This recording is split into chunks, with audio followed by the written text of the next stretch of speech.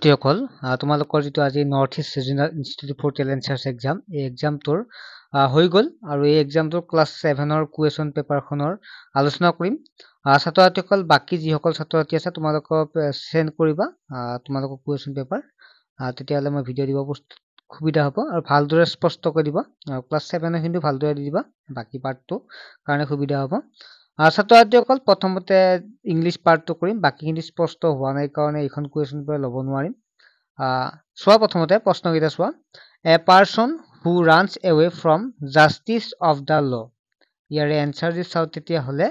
ইয়াৰে সি টো হ'ব শুদ্ধ উত্তৰ ঠিক আছে যিসকলে সি টো দি থৈছিলা তোমালোকৰ শুদ্ধ হৈছে 2 নম্বৰ হৈছে চুজ দা কাৰেক্ট স্পেলিং আৰু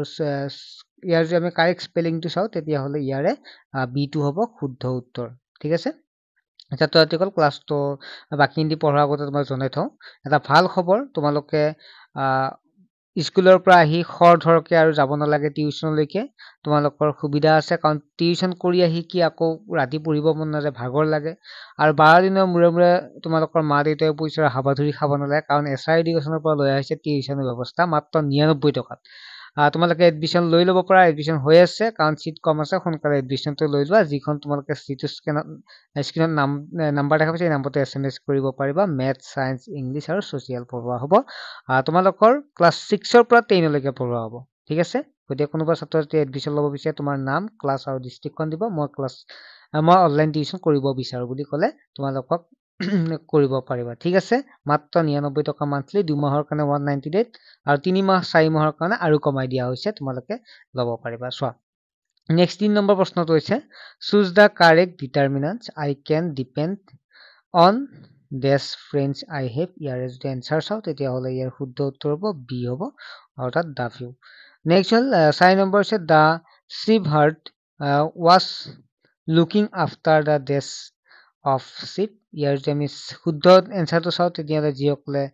ফ্লক দিছিলা অৰ্থাৎ ডি হ'ব ইয়াৰ শুদ্ধ উত্তৰ নেক্সট হৈছে 9 নম্বৰ নেক্সট 5 নম্বৰ প্ৰশ্নটো হৈছে দা indirect speech of ago ago index speech ইয়াৰ কাৰেক্ট এনসাৰ হ'ব বিফোৰ ঠিক আছে নেৰেশ্যনত পাইছে ডাইৰেক্ট নেৰেশ্যন আৰু ইনডাইৰেক্ট নেৰেশ্যনত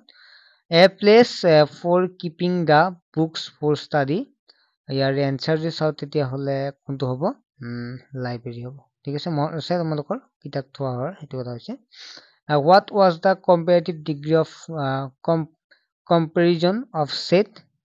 ইয়াৰে যে এনসাৰ চাও তেতিয়া হলে বি2 হ'ব ইয়াৰ শুদ্ধ উত্তৰ আৰু সি2 হলে সুপাৰলেটিভ ডিগ্ৰী এতিয়া কম্পাৰেটিভ ডিগ্ৰী হ'ব বি2 8 নম্বৰ প্ৰশ্নটো a sentence which can stand alone is called independent clause এটো হ'ব শুদ্ধ উত্তৰ 8 নম্বৰ যিসকলে এ দিছা শুদ্ধ হৈছে 9 number answer the opposite or the triumph is answer C failure C is the correct answer and next 10 number the plural form of country ইয়াৰে শুদ্ধ উত্তৰটো হ'ব countries এটো হ'ব শুদ্ধ উত্তৰ ছাত্ৰছাত্ৰীসকল পিডিএফ টো যেটো বাকিনি স্পষ্ট হোৱা নাই সো নেক্সট মই দি দিম তোমালোকে চেনেলটো সাবস্ক্ৰাইব কৰি ৰাখিবা ঠিক আছে আৰু ক্লাছত জয়েন হৈ লবা ঠিক আছে সুবিধা হ'ব কাৰণ কম মাসুলত ইয়াতকৈ কোনো পঢ়াব নোৱাৰে হয় নহয় ঠিক আছে বাই